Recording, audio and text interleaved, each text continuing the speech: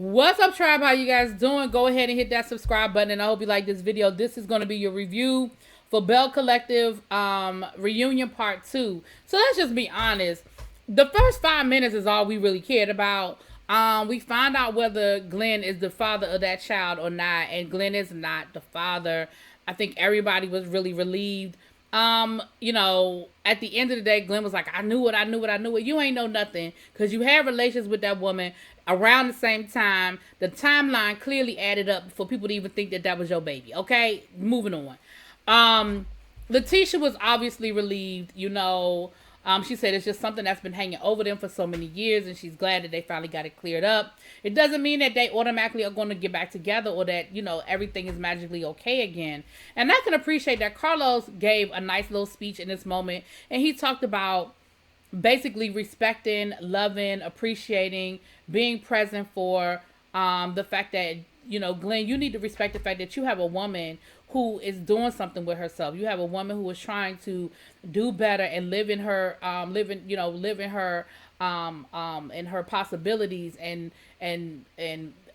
be the best that she can be and doing all the things that she's trying to do. And you need to respect that, and you need to be there for her, and you need to really provide her that space. And he said, you know, he grew up seeing women that were not allowed to live their full potential or risk losing their marriage or losing their husband. And, you know, that, you know, he said, listen, we have some strong women here who want to do some things, and y'all should be their helpmate. Y'all should be there to support and respect them. And so I can appreciate that Carlos in that moment. I mean, you can hear he was getting emotional in that moment. And so I was here for it, and I can appreciate that, you know, because I think it is real. Like, women still have to sacrifice, especially black women, when they're trying to live in their purpose, you know. And so I was here for it. I was here for that moment, and I appreciate you, Carlos, for putting that out there. I don't know if Glenn heard you, but he put it out there. Although later on in the episode, Glenn and Tisha had a conversation, and child, whatever. I'm exhausted with Glenn and Tisha because I feel like it's all been said. Nothing, you know, like, he's saying, I hear you, and she like, we need to move slow and get back to that place and learn how to love each other again and like each other again and have fun together again, you know. Listen, they say a leopard don't change his spots. I just don't know if Glenn is going to change. He may want to change, but I don't know if he's going to change. They showed the little clip of the guys hanging out and going hunting, and it was absolutely hilarious. Poor Willie still didn't understand nothing they were saying. And I ain't mad at Willie. Listen, it was crazy, okay? I ain't mad at Willie. Some of what they were saying was a little crazy, okay? But that was just a fun moment, you know, a little light moment. Now, we did find out that Zaddy absolutely did sleep with JJ's ex-girlfriend. I'm still not sure of the timeline, and at this point, he said that thing happened so long ago. Latrice was probably still in elementary school, child. So at this point, I don't even think it matters no more. Clearly, the guys have moved on and they're cool with it. But it was funny to see that he finally did admit to it happening, because he tried to play word games and he was like, I ain't sleep with her. We weren't asleep. And so Carlos had to be like, did you have sexual relations with that woman? And yeah, he admitted that they did have sex, child. But at this point, like I said, we were laughing about it. It wasn't like it was something that happened last week for it to be an issue. Then we talk about the Damon situation with Tisha's friend and Tambra. And I got a little more clarity. And I'm going to apologize to Tambra, even though I still think you was doing a lot. You was being a little extra. But what we find out is, first of all, Damon said that him and the girl were friends. That nothing happened. They were never more than friends. That they were just friends. That's it. That's all. Just friends. That's it. That's all.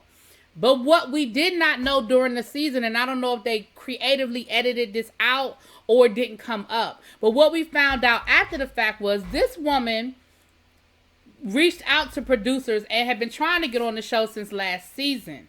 That this woman reached out to producers and was like, I have dirt on all of the ladies. I got stuff on all of the ladies. I can tell you stuff. And she was trying to create a situation where she could get on the show. So, do I think that something went down with her and Damon? Maybe. But I definitely don't think it was anything major. I don't think it was overlapping him and Tambra messing with each other, because remember, him and Tambra broke up and then they got back together. So I do not think it overlapped his relationship with Tiambra. But I just find it to be very, very interesting that now we have this added information where we find out that this woman was really on some extra shit, okay? And it does put things in a different perspective. It really does put things in a different perspective. We have So Gucci. They bring the kids on. They said that they're cordial, but they still are not still not like sisters. They brought up the colorism issue. They brought up the fact that they probably need some more therapy before it gets to that point. And what I'm gonna say is this: I can appreciate what was said, and what JJ said was, well, what one of the daughters said was, she was like, I acknowledge that light-skinned black people do have it easier than the more melanated. However, I don't think that was the case in our household.